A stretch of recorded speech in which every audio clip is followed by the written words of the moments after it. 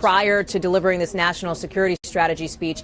The president tweeted, "The train accident that just occurred in DuPont, Washington shows more than ever why our soon-to-be submitted infrastructure plan must be approved quickly. $7 trillion, he tweets, spent in the Middle East while our roads, bridges, tunnels, railways, and more crumble," adding, "not for long." The president, after this tweet, sent another one sending thoughts and prayers to the victims, Lester. All right, Hallie Jackson, thanks very much. And we should note we do not have a cause of that accident, obviously too early in the investigation. The president has now taken the podium at the Ronald Reagan building after the introduction by the vice president.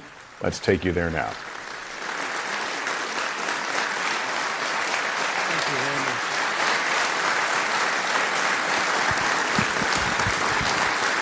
Thank you very much. Thank you, please. I want to thank Vice President Pence, along with the many members of my cabinet here with us today. I also want to thank all of the dedicated professionals, military, civilian, and law enforcement, who devote their lives to serving our nation.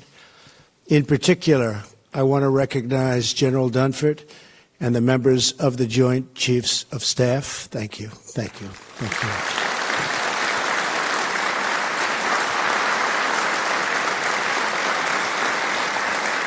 In addition, we are honored to be joined by House Majority Leader Kevin McCarthy, Homeland Security Chairman Mike McCall, and Senate Majority Whip John Cornyn. Thank you very much. Thank you for being here.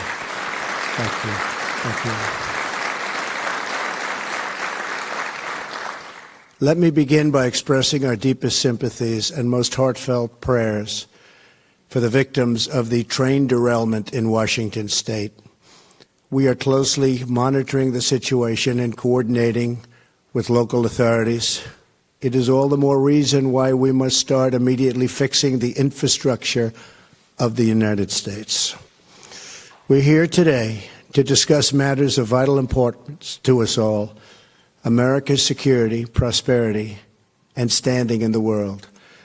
I want to talk about where we've been, where we are now, and finally, our strategy for where we are going in the years ahead.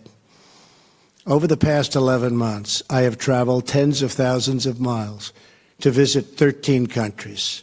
I have met with more than 100 world leaders.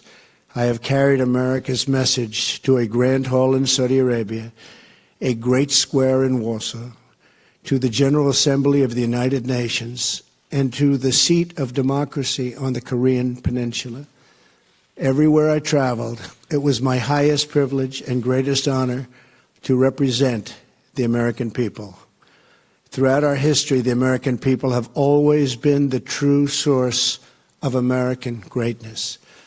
Our people have promoted our culture and promoted our values. Americans have fought and sacrificed on the battlefields all over the world. We have liberated captive nations, transformed former enemies into the best of friends, and lifted entire regions of the planet from poverty to prosperity. Because of our people, America has been among the greatest forces for peace and justice in the history of the world. The American people are generous. You are determined, you are brave, you are strong, and you are wise. When the American people speak, all of us should listen. And just over 1 year ago, you spoke loud and you spoke clear. On November 8th, 2016, you voted to make America great again.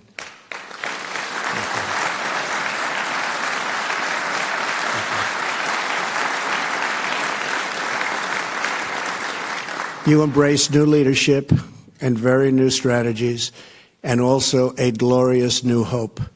That is why we are here today. But to seize the opportunities of the future, we must first understand the failures of the past. For many years, our citizens watched as Washington politicians presided over one disappointment after another. To many of our leaders, so many, who forgot whose voices they were to respect and whose interests they were supposed to defend. Our leaders in Washington negotiated disastrous trade deals that brought massive profits to many foreign nations, but sent thousands of American factories and millions of American jobs to those other countries. Our leaders engaged in nation building abroad while they failed to build up and replenish our nation at home. They undercut and shortchanged our men and women in uniform with inadequate resources, unstable funding, and unclear missions. They failed to insist that our often very wealthy allies pay their fair share for defense, putting a massive and unfair burden on the U.S. taxpayer and our great U.S. military. They neglected a nuclear menace in North Korea, made a disastrous, weak, and incomprehensibly bad deal with Iran, and allowed terrorists such as ISIS to gain control of vast parts of territory all across the Middle East. They put American energy under lock and key. They imposed punishing regulations and crippling taxes. They surrendered our sovereignty to foreign bureaucrats in faraway and distant capitals. And over the profound objections of the American people, our politicians left our borders wide open. Millions of immigrants entered illegally.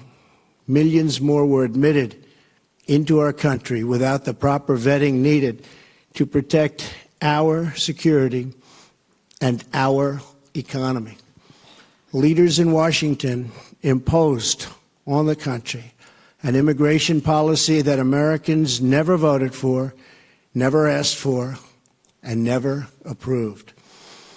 A policy where the wrong people are allowed into our country and the right people are rejected. American citizens, as usual, have been left to bear the cost and to pick up the tab. On top of everything else, our leaders drifted from American principles. They lost sight of America's destiny, and they lost their belief in American greatness. As a result, our citizens lost something as well. The people lost confidence in their government and eventually even lost confidence in their future. But last year, all of that began to change. The American people rejected the failures of the past. You rediscovered your voice and reclaimed ownership of this nation and its destiny. On January 20th, 2017, I stood on the steps of the Capitol to herald the day the people became the rulers of their nation again. Thank you. Thank you.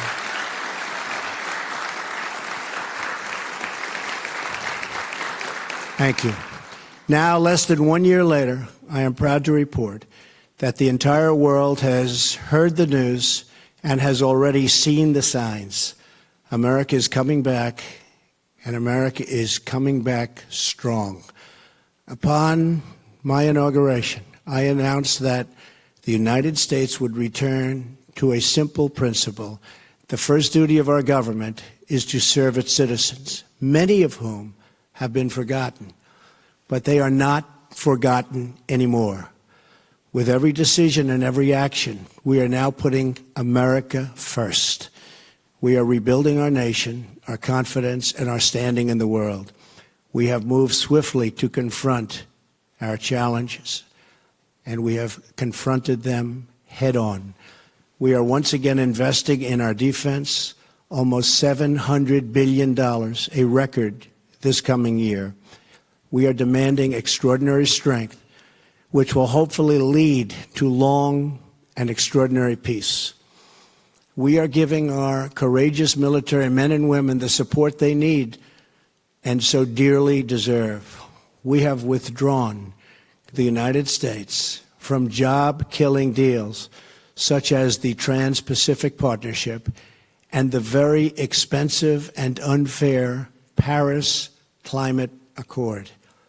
And on our trip to Asia last month, I announced that we will no longer tolerate trading abuse. We have established strict new vetting procedures to keep terrorists out of the United States, and our vetting is getting tougher each month. To counter Iran and block its path to a nuclear weapon, I sanctioned the Islamic Revolutionary Guard Corps for its support of terrorism, and I declined to certify the Iran deal to Congress. Following my trip to the Middle East, the Gulf states and other Muslim-majority nations joined together to fight radical Islamist ideology and terrorist financing. We have dealt ISIS one devastating defeat after another. The coalition to defeat ISIS has now recaptured almost 100% of the land once held by these terrorists in Iraq and in Syria. Great job. Great job. Really good. Really good. Thank you. Thank you. We have a great military. We're now chasing them wherever they flee, and we will not let them into the United States. In Afghanistan, our troops are no longer undermined by artificial timelines, and we no longer tell our enemies of our plans. We are beginning to see results on the battlefield, and we have made clear to Pakistan that while we desire continued partnership, we must see decisive action against terrorist groups operating on their territory. And we make massive payments every year to Pakistan. They have to help. Our efforts to strengthen the NATO alliance set the stage for significant increases in member contributions, with tens of billions of dollars more pouring in, because I would not allow member states to be delinquent in the payment while we guarantee their safety and are willing to fight wars for them. We have made clear that countries that are immensely wealthy should reimburse the United States for the cost of defending them. This is a major departure from the past, but a fair and necessary one. Necessary for our country, necessary for our taxpayer, necessary for our own thought process. Our campaign of maximum pressure on the North Korean regime has resulted in the toughest ever sanctions. We have united our allies in an unprecedented effort to isolate North Korea. However, there is much more work to do.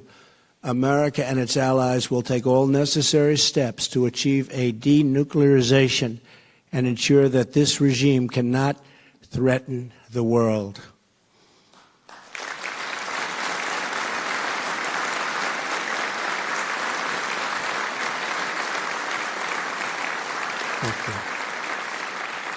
This situation should have been taken care of long before I got into office, when it was much easier to handle.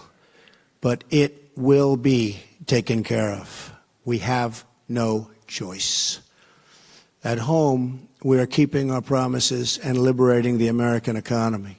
We have created more than 2 million jobs since the election. Unemployment is at a 17-year low. The stock market is at an all-time high, and just a little while ago hit yet another all-time high, the 85th time since my election.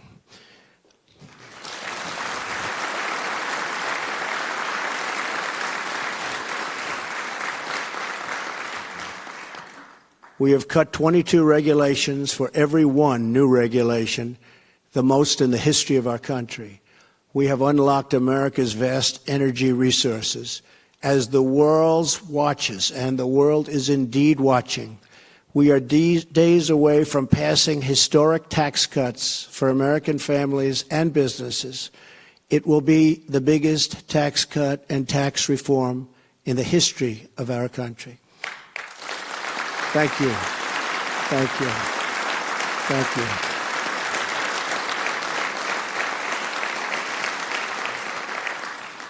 And we are seeing the response we fully expected. Economic growth has topped 3% for 2 quarters in a row. GDP growth, which is way ahead of schedule under my administration, will be one of America's truly greatest weapons. Optimism has surged. Confidence has returned. With this new confidence, we are also bringing back clarity to our thinking. We are reasserting these fundamental truths. A nation without borders is not a nation.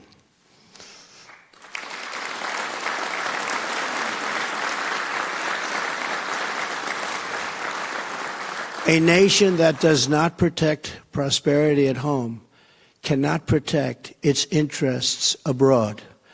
A nation that is not prepared to win a war is a nation not capable of preventing a war. A nation that is not proud of its history cannot be confident in its future. And a nation that is not certain of its values cannot summon the will to defend them. Today, grounded in these truths, we are presenting to the world our new national security strategy. Based on my direction, this document has been in development for over a year. It has the endorsement of my entire cabinet. Our new strategy is based on a principled realism, guided by our vital national interests and rooted in our timeless values. This strategy recognizes that whether we like it or not, we are engaged in a new era of competition. We accept that vigorous military, economic, and political contests are now playing out all around the world. We face rogue regimes that threaten the United States and our allies. We face terrorist organizations, transnational criminal networks, and others who spread violence and evil around the globe. We also face rival powers, Russia and China, that seek to challenge American influence, values, and wealth. We will attempt to build a great partnership with those and other countries, but in a manner that always protects our national interest. As an example, yesterday I received a call from President Putin of Russia thanking our country for the intelligence that our CIA was able to provide them concerning a major terrorist attack planned in St. Petersburg, where many people, perhaps in the thousands, could have been killed. They were able to apprehend these terrorists before the event with no loss of life, and that's a great thing, and the way it's supposed to work. That is the way it's supposed to work. But while we seek such opportunities of cooperation, we will stand up for ourselves and we will stand up for our country like we have never stood up before. Thank you. Thank you.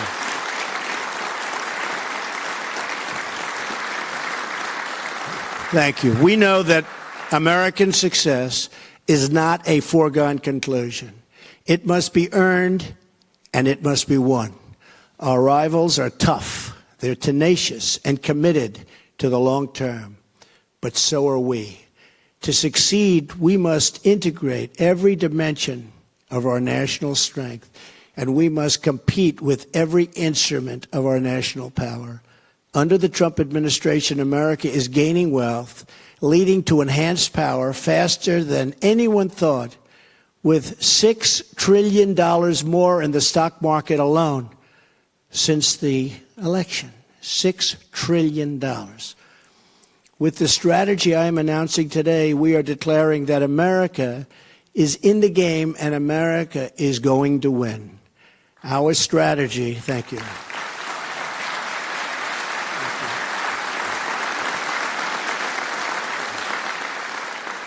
Our strategy advances four vital national interests. First, we must protect the American people, the homeland, and our great American way of life. This strategy recognizes that we cannot secure a nation if we do not secure our borders. So for the first time ever, American strategy now includes a serious plan to defend our homeland. It calls for the construction of a wall on our southern border, ending chain migration and the horrible visa and lottery programs, closing loopholes that undermine enforcement, and strongly supporting our Border Patrol agents, ICE officers, and Homeland Security personnel.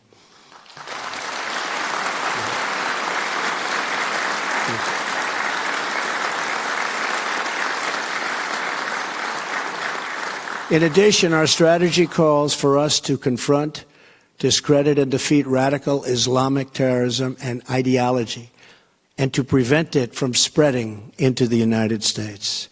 And we will develop new ways to counter those who use new domains such as cyber and social media to attack our nation or threaten our society. The second pillar of our strategy is to promote American prosperity. For the first time, American strategy recognizes that economic security is national security. Economic vitality, growth, and prosperity at home is absolutely necessary for American power and influence abroad. Any nation that trades away its prosperity for security will end up losing both. That is why this national security strategy emphasizes more than ever before the critical steps we must take to ensure the prosperity of our nation for a long, long time to come. It calls for cutting taxes and rolling back unnecessary regulations. It calls for trade based on the principles of fairness and reciprocity. It calls for firm action against unfair trade practices and intellectual property theft. And it calls for new steps to protect our national security, industrial, and innovation base. The strategy proposes a complete rebuilding of American infrastructure, our roads, bridges, airports, waterways, and communications infrastructure. And it embraces a future of American energy dominance and self-sufficiency. The third pillar of our strategy is to preserve peace through strength.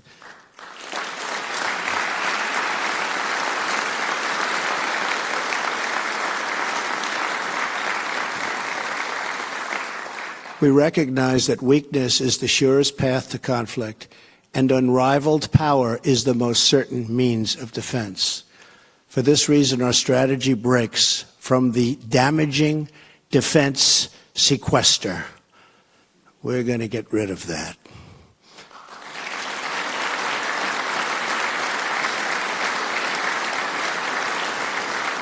It calls for a total modernization of our military and reversing previous decisions to shrink our armed forces, even as threats to national security grew. It calls for streamlining acquisition, eliminating bloated bureaucracy, and massively building up our military, which has the fundamental side benefit of creating millions and millions of jobs. This strategy includes plans to counter modern threats, such as cyber and electromagnetic attacks. It recognizes space as a competitive domain and calls for multi-layered missile defense.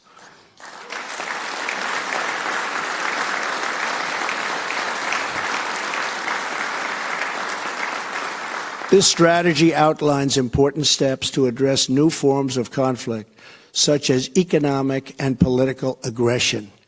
And our strategy emphasizes strengthening alliances to cope with these threats. It recognizes that our strength is magnified by allies who share principles and our principles and shoulder their fair share of responsibility for our common security. Fourth and finally, our strategy is to advance American influence in the world. But this begins with building up our wealth and power at home. America will lead again. We do not seek to impose our way of life on anyone, but we will champion the values without apology. We want strong alliances and partnerships based on cooperation and reciprocity. We will make new partnerships with those who share our goals and make common interests into a common cause. We will not allow inflexible ideology to become an obsolete and obstacle to peace. We will pursue the vision we have carried around the world over this past year, a vision of strong, sovereign, and independent nations that respect their citizens and respect their neighbors. Nations that thrive in commerce and cooperation, rooted in their histories and branching out toward their destinies. That is the future we wish for this world, and that is the future we seek in America. Thank you.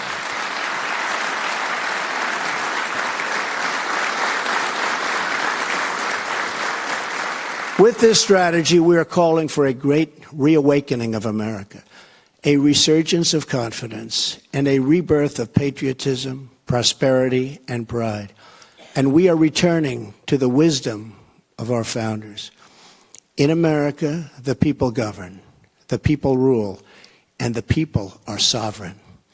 What we have built here in America is precious and unique. In all of history, never before has freedom reigned, the rule of law prevailed, and the people thrived as we have here for nearly 250 years.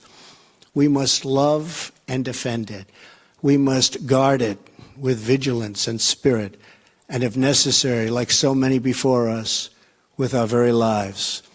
And we declare that our will is renewed, our future is regained, and our dreams are restored. Every American has a role to play in this grand national effort. And today I invite every citizen to take their part in our vital mission.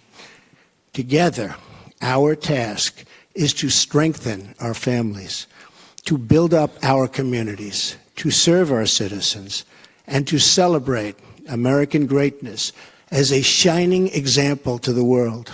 As long as we are proud, and very proud of who we are, how we got here, and what we are fighting for to preserve, we will not fail. If we do all of this, if we rediscover our resolve and commit ourselves to compete and win again, then together we will leave our children and our grandchildren a nation that is stronger, better, freer, prouder, and yes, an America that is greater than ever before. God bless you. Thank you very much. Thank you. President Trump speaking just under a half hour in a speech that was billed as outlining his national security strategy. If some of the things he mentioned sound familiar, they are, but perhaps for the first time we're hearing things like trade and securing the border and a border wall, the state of the economy as part of a national security strategy. Let's turn to NBC News Chief White House correspondent Hallie Jackson. Hallie, I'm looking over my notes. I didn't hear anything particularly new in the strategy. You're not wrong, Lester, and I think you really hit the nail on the head with those remarks there. This felt a lot like a flashback to the 2016 campaign rally days when the president talked about America first, talked about what he wants to do for the country. He drew a sharp line between his policies and his predecessors' policies, taking an opportunity to slam what he called the failure of those who came before him. But you're right, he tied economic security to national security, which is notable and which White House officials have pointed out to us.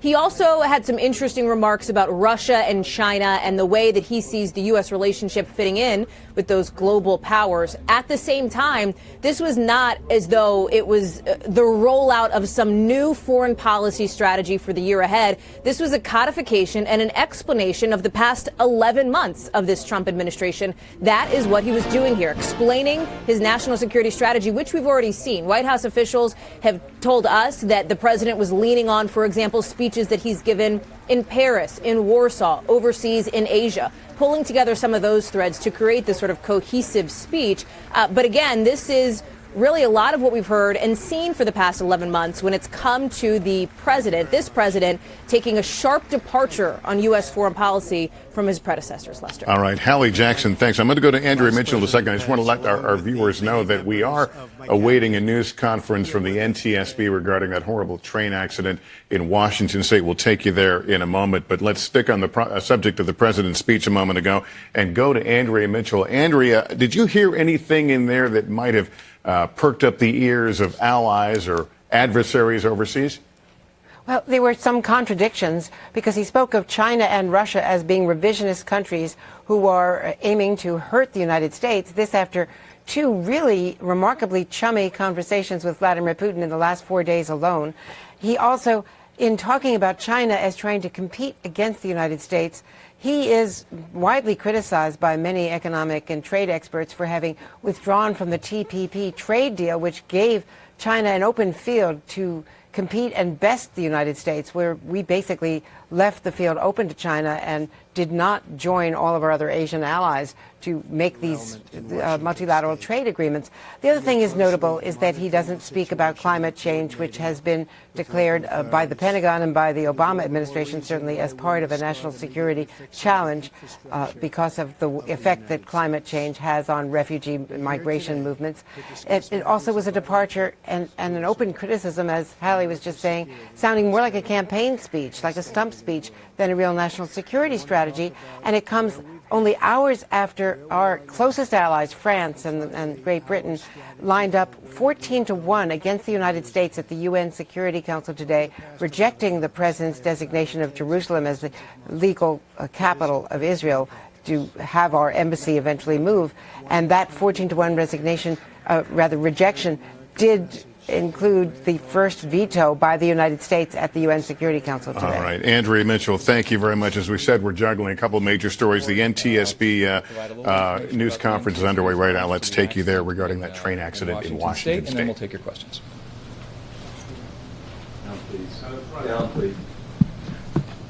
This is Bella Dinzar of the National Transportation Safety Board. Board member of the National Transportation Safety Board.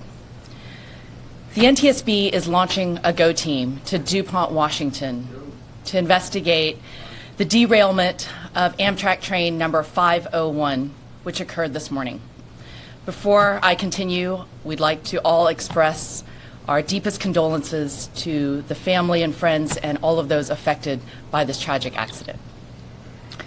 The NTSB team will be led by Ted Turpin, who will serve as investigator in charge.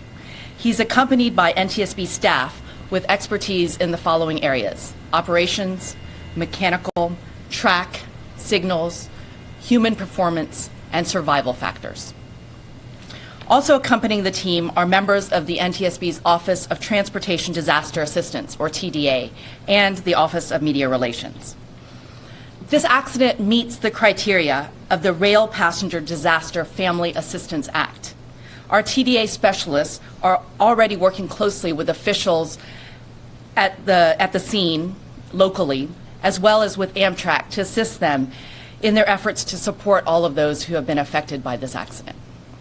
Several of our investigators on the West Coast will be arriving on scene this afternoon.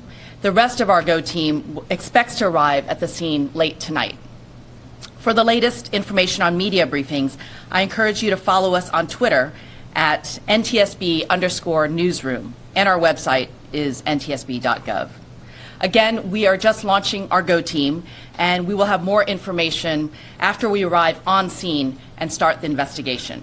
We'll be holding a number of media briefings at the scene over the next few days in Washington State. Now, I'd be happy to take a few questions, and if you'd like to ask a question, please raise your hand and I will recognize you And then please identify yourself and your media outlet. Thank you. Yes. Jeffrey Cook from ABC News. Do we think this accident could be speed related? Do we know what speed the train was traveling at, or the speed limit in the area, or the speed limit had changed recently? It's a little bit too early to know right now. We're sending investigators onto the scene, so we'll find all of that. We want to give you as accurate information as possible. Yes. Martine Powers from the Washington Post. Do you have an updated number on the number of fatalities? So you've probably heard a lot of different numbers reported by different news outlets, and we leave that to the local authorities to report, and that varies according to the jurisdiction. Yes, in the back. And as far as the CBS, what can you tell us about the train itself? I mean, it was a newer train, I know it was a newer route. But also, was there any crash avoidance technology on this train? We actually, at this moment, we don't know because we don't have an investigator on scene, but they are headed there as we speak, and we'll... No information has been given to you guys even from here to know a little bit more about the train? We are looking at that because we want to make sure we get the right information. There's a lot of different information. We don't want to speculate on that. Yes. Ashraf Khalil with the AP. I've seen conflicting reports on that this was like a brand new track or a new route that was being run. Can you clarify some of that? The nature of the track and the train, was this a new route or a newly refurbished route, or there was some aspect of that I just wanted to clear up? So the question is this was this a new route? Has there been any information about whether the track was new?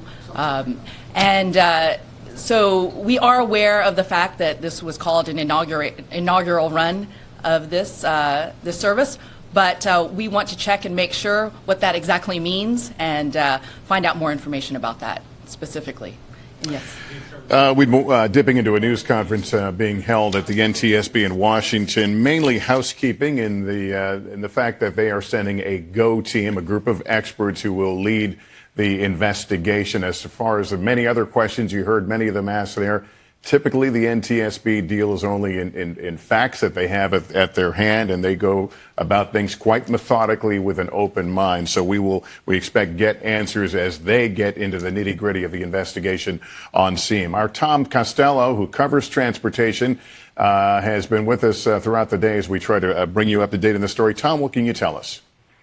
Well, the investigators, when they finally arrive, are going to break up into several teams. You heard there the board members suggesting that they're going to be looking at the mechanical condition of the train, of the locomotive. They're going to be doing a really significant evaluation of the signals of the track. When she says human performance, they want to know exactly what the engineer was doing, if there was more than one in the cab, and they will also interview them. They'll ask what they saw, what happened. They'll be looking at whether anybody was on a cell phone, for example. They'll be looking also at whether anybody has any drugs or alcohol in their system. All of that is a part of the normal investigation in any accident whatsoever. They're also going to be looking at the speed. How quickly was this train traveling, and was it traveling according to the posted regulations? And then lastly, a lot of confusion right now about positive train control, because this train was supposed to have positive train control, but there's some reporting right now that maybe that wasn't switched on yet and wasn't supposed to be switched on until the new year. So a lot of that has to be narrowed down, and then find out, were they on new tracks or upgraded tracks for this inaugural high-speed run. The NTSB does not get into the realm of speculation. They're only about facts, and when they have facts that they can release, they will do so. It's only until they have gathered all the facts and conducted a thorough investigation that they finally come to a conclusion. That can take some time. In other words, at least a year, sometimes longer than that. Tom Costello on the phone for us. Tom, thank you. We want to take you out to the scene now. NBC's Jim Foreman is there along Interstate 5 near the accident scene. Jim, can you tell us, have they removed all the individuals from the wreckage? It seems quite twisted, and some of it in very difficult to reach places. Yeah, the tone of things here have really changed, Lester, from that initial rush of rescue to recovery. We're not clear, because there is so much conflicting information about the number of dead and where they may be on the train, if in fact the medical examiner has removed all of the victims from this morning's crash. But the scene is starting to slow down here. We see more investigators as opposed to rescue personnel. That's kind of where we are at this moment. Just to fill in one of the blanks here, this is, when they talk about an inaugural run, they added 2 trains in an effort to boost ridership between Seattle and Portland. What they did was cut out a section of old track, which is still being used, that meanders along the water. It's very scenic, but it slows the trip down. This was the first time that they were going across with passengers on it, this bridge, this morning. It was a media event. On board were reporters and dignitaries taking the train trip from Seattle's King Street station to Portland. So that's what we know. It was a new run on existing tracks that had been upgraded to handle the Talgo train that it is still, I've been here several hours, it's still just hard to fathom just what, if you got up close, it looks like. Lester? Yeah, and we are watching from the air. What a horrible scene there. And you see one of the big rig, one of the vehicles traveling down I-5 that reached this point at the same time that train leaped off the trestle. We will continue to watch developments in this. We'll, of course, have complete reporting tonight when I see you for NBC Nightly News. Until then, I'm Lester Holt in New York. Good day, everyone.